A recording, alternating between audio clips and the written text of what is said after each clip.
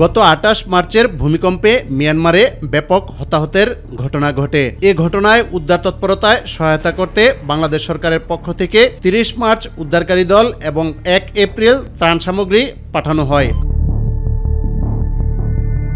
উদ্ধার ও ত্রাণ কাজ শেষে সশস্ত্র বাহিনীর সদস্যরা দেশে ফিরলে সেনানিবাসের মাল্টিপারপাস কমপ্লেক্সে সংবর্ধনার আয়োজন করা হয়।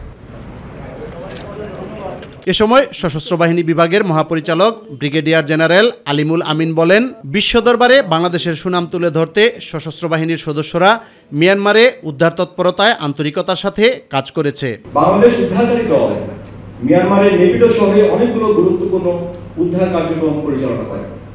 এর মধ্যে অন্যতম ছিল একটি বিধ্বস্ত 4তলা ভবনের নিচতলা হতে একজন 68 বছর বয়সী মহিলার মৃতদেহের উদ্ধার।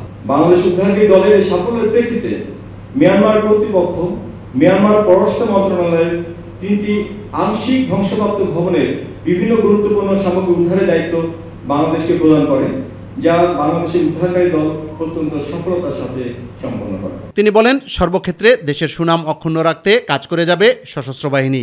বাংলাদেশ দলের স্বদেশ প্রত্যাবর্তন উপলক্ষেও মিয়ানমার কর্তৃপক্ষ গত 10 এপ্রিল 2025 তারিখে এক বিদায়ী অনুষ্ঠানের আয়োজন করে। পরে সাহসী ভূমিকা রাখায় মিয়ানমার থেকে ফেরত আসা বিভিন্ন বাহিনীর সদস্যদের হাতে সম্মাননা ক্রেস্ট তুলে দেয়া হয়। ইউসুফ আলী, মাই টিভি, ঢাকা।